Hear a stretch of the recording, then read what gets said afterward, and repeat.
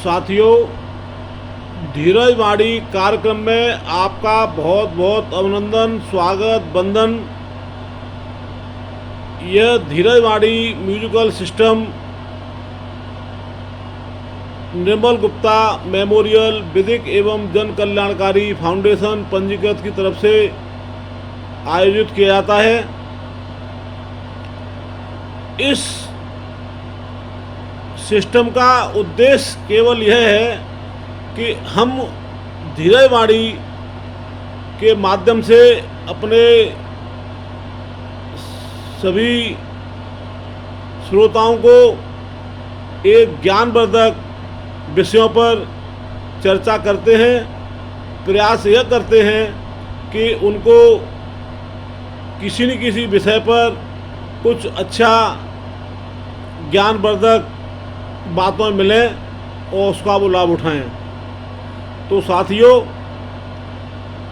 आज धीरज वाणी में हम आपको यह बता रहे हैं कि आज मंगलवार है और इस मंगलवार को अलौकिक कथाओं में बहुत ही प्रमुख स्थान दिया गया है, अच्छा माना गया है। भाद्रपद के अंतिम मंगलवार को बुढ़वा मंगल के नाम से भी इसको जाना जाता है। मान्यता है कि भगवान ने इस दिन अपने परम भक्त हनुमान जी के जरिए त्रेता युग में रावण, द्वापर युग में भीम का अहंकार दूर किया था। इस दिन हनुमान जी के वृद्ध स्वरूप की हम विधि विधान से पूजा अर्चना भी करते हैं। साथियों, पुराने इतिहास के पन्नों से एक अलौकिक कथा का ज्ञान हुआ है। बताया यह गया है कि हनुमान जी जब सीता माँ को खोजते हुए लंका पहुँचे थे तो रावण ने उनसे बंदर कह दिया था। उनका अपमान हुआ और वह इस पर नाराज हुए तो उन्होंने प्रण किया कि मैं रावण के घमंड को चकनाचूर करके ही शांति प्राप्त करूंगा। और हनुमान जी ने क्रुद्ध होकर, नाराज होकर वृद्ध बानर का रूप धारण किया और हनुमान जी ने ऐसा रूप धारण किया कि उन्होंने लंका को ध्वंस कर दिया। संयोग से उस दिन भाद्र पक्ष का मंगलवार ही था। हनुमान जी ने रावण को अहंकार मिटाने के लिए अपनी पूंछ में अग्नि लगाकर और लंका को जला दिया। इस प्रकार से लंकापति रावण का घमंड चकनाचूर हो गया। बोलिए भगवान श्री रामचंद्र की जय। साथियों, इसी के साथ साथ दूसरी कथा को भी बताया गया है कि महाभारत काल में हजारों हाथियों के समान बल वाले भीम को अपनी शक्तियों पर बहुत घमंड हो गया था।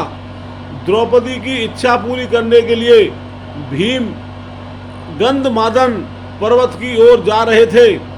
रास्ते में उन्हें एक बूढ़ा बानर दिखाई दिया। घमंड भरी आवाज में भीम ने बानर से कहा कि रास्ते से अपनी पूंछ को हटाओ। हनुमान जी ने कहा तुम ही इसको हटाकर देख लो, लेकिन भीम पूंछ को हिला भी नहीं सका।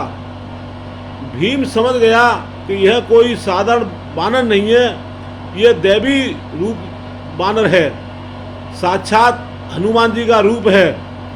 भीम के हनुमान जी से इस प्रकार से क्षमा मांगी कि प्रभु, मुझे एहसास नहीं था कि आप दैवी शक्तियों से भरे हुए हैं, आप हनुमान जी का साक्षात रूप हैं। मैं आपसे नतमस्तक होकर क्षमा मांगता हूँ और अब मैं आगे से कभी अपने इस रूप पर घमंड नहीं करूँगा।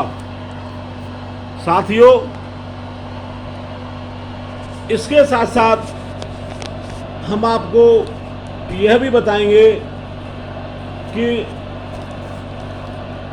हमको जीवन में कभी घमंड नहीं करना चाहिए, अहंकार नहीं करना चाहिए, क्योंकि जीवन में कई प्रश्न होते हैं जिनका उत्तर हमें खोजना चाहिए, लेकिन उत्तर खोजने में स्वयं को केवल सवाल पूछने वाला ही बनाया जाए, बल्कि उत्तर देने वाला भी न हो। मन को प्रश्नों से भरे हुए होने चाहिए। समझते हैं कि हम सब कुछ सीख रहे हैं, तो ध्यान रखें कि ज्ञान खाली मन में अपना घर बनाता है, इसलिए खुले मन से इसको सीखें। इस प्रकार आप बिना जोर दिए हुए किसी भी ज्ञान को अपने भीतर प्राप्त कर सकते हैं। साथियों, हमारा लक्ष्य यही है कि हम धीरज वाणी वीडियो सिस्टम के माध्यम से आपको अच्छे अच्छे विषयों पर ज्ञानवर्धक बातें बताएं, आपका मार्गदर्शन करें, और यही निर्मल गुप्ता मेमोरियल विधिक एवं जन कल्याणकारी फाउंडेशन की मंशा है। सामाजिक में यह सोसाइटी इसी प्रकार से कार्य कर रही है। इसके साथ साथ आप अपने खुले मन से, प्रसन्न मन से किसी भी कार्य को करेंगे तो आपको क्षति नहीं होगी।